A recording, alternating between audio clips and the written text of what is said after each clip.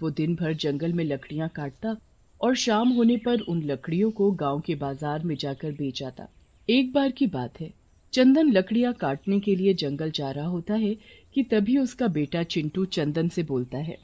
पिताजी, गांव के सभी बच्चे स्कूल जाते हैं। मुझे भी उनके साथ स्कूल जाना है। मुझे भी पढ़ाई करनी है।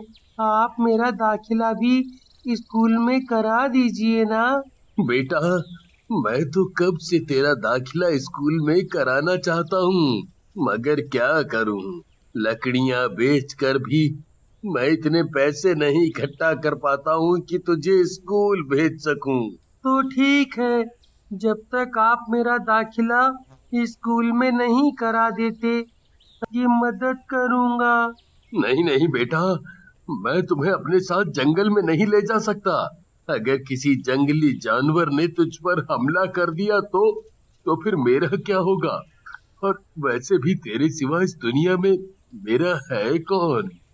चिंटू अपने पिताजी की बात नहीं सुनता और उनके साथ जंगल में जाने की जिद करने लगता है। ठीक है बाबा, ठीक है, तू भी मेरे साथ जंगल चल, पर जंगल में जरा होशियार रहना, ठीक है? ऐसे बोलकर चंदन अपने बेटे चिंटू को जंगल में अपने साथ ले चलता है और वहां जाकर चंदन लकड़ियां काटने लगता है। चिंटू लकड़ियां इकट्ठा करने में अपने पिताजी की मदद करता है। इस तरह से चिंटू भी रोज अपने पिताजी के साथ जंगल जाया करता और लकड़ियां काटने में उनकी मदद कराया करता। एक दिन जब चंदन जंगल में लकड़ियां काट रहा होता है तो वो अपने बेटे चिंटू से बोलता है।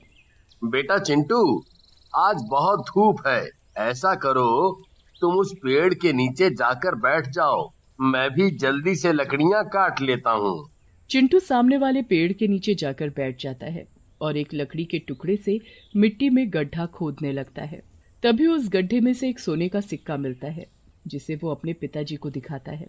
फिर चंदन उसी गड्ढे को और गहरा करने लगता है तो उसे उसमें से कुछ और सोने के सिक्के मिलते हैं। अरे वाह पिताजी, हमारे तो मजे आ गए। देखो तो, ये सोने के सिक्के कैसे चमचमा रहे हैं।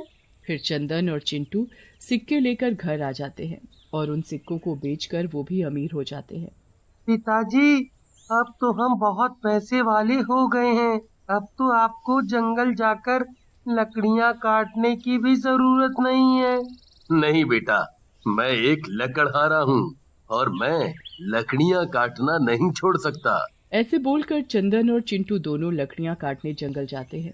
तभी चंदन का बड़ा भाई मोहन और उसकी पत्नी नेहा चंदन के घर आते हैं और चंदन के घर को देखकर उन दोनों की आंखें फटी की फटी रह जाती हैं। अजी, ये चंदन रातों रात इतना पैसे वाला कैसे हो गया? एक दिन था इसके घर में खाने के भी लाले पड़े हुए थे और आज देखो तो जरा, इसके घर की तो रूपरेखा ही बदल गई। अरे जरा जाकर पूछो तो सही उससे कि आखिर ये चमत्कार हुआ तो हुआ कैसे? अरे भाग्यवान, ऐसे बोल रही हो जैसे मैं उससे पूछूंगा और वो सब मुझे बता देगा, हैं?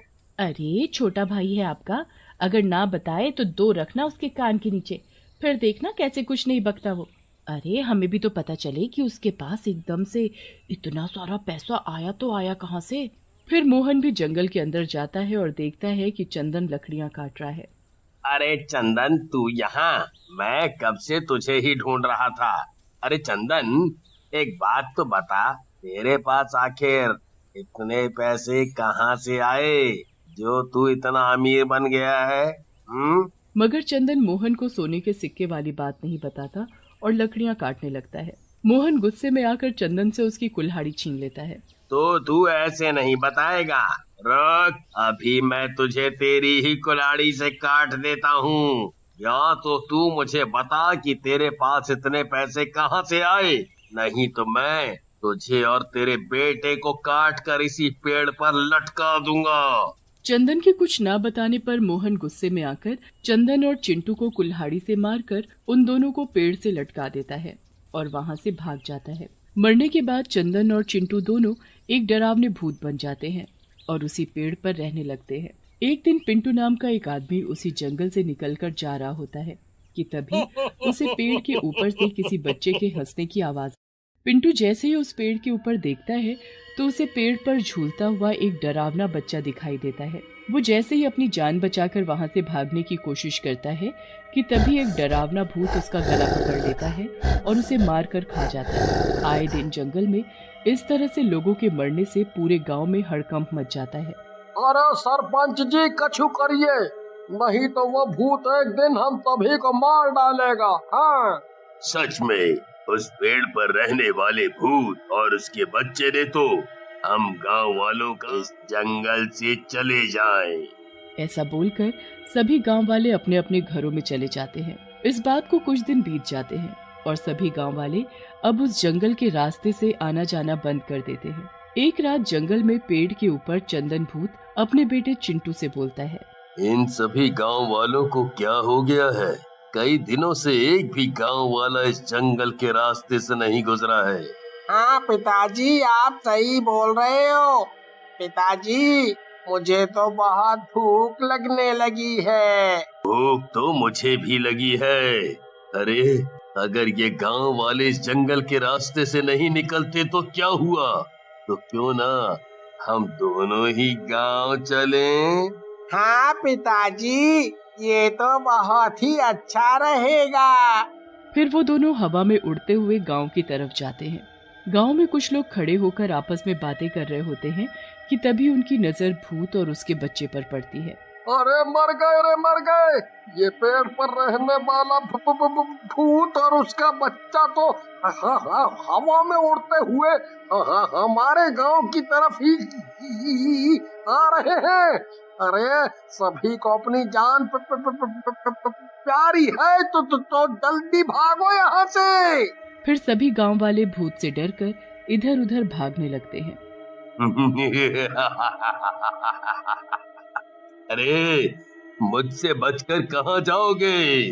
फिर भूत गगन को पकड़ लेता है और फिर भूत और उसका बेटा गगन को मारकर खा जाते हैं और वापस जंगल में जाकर पेड़ पर बैठ जाते हैं।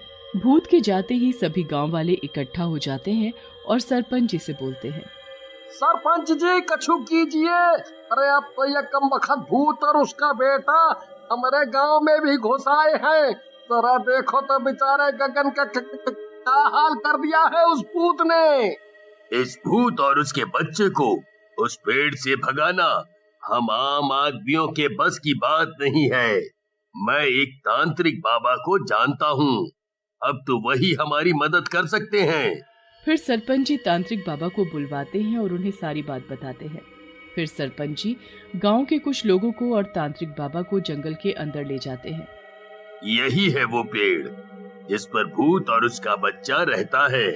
तांत्रिक बाबा मंत्रों की ताकत से भूत और उसके बच्चे को बुलाता है। अच्छा, वो ही है वो भूत जिसने गांव वालों का जीना हराम कर रखा है। फिर तांत्रिक बाबा मंत्र पढ़ना शुरू करते हैं और अपने झोले से भभूत निकालकर भूत पर फेंकते हैं। अरे ओ तांत्रिक, ये क्या कर रहा है तू?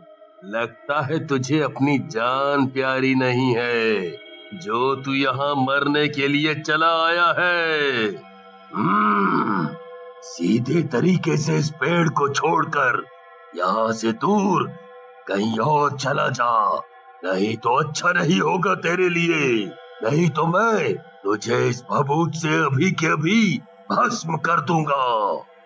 नहीं नहीं, हमें भस्म मत करना, हम इस पेड़ को छोड़कर कहीं नहीं जा सकते। मगर क्यों नहीं जा सकते?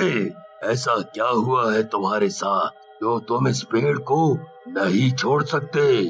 फिर भूत तांत्रिक बाबा को सारी बात बताता है। तो तुम वो लकड़हारे चंदन और चिंटू हो? हे भगवान, तुम्हारे बड़े भाई ने तुम दोनों को मारकर इसी पेड़ से लटका दिया था। ये तो बहुत ही बुरा किया उसने तुम दोनों के साथ। मैं तुमसे वादा करता हूँ कि मैं उस मोहन को फांसी की सजा जरूर दिलाऊंगा। फिर उसी दिन सरपंच जी मोहन को उसके घर से पकड़कर ले आते हैं और मोहन को अपने भाई और उसके बेटे को मारने के जुर्म में फांसी दे देते हैं। भूत भी अपने किए वादे के अनुसार उस पेड़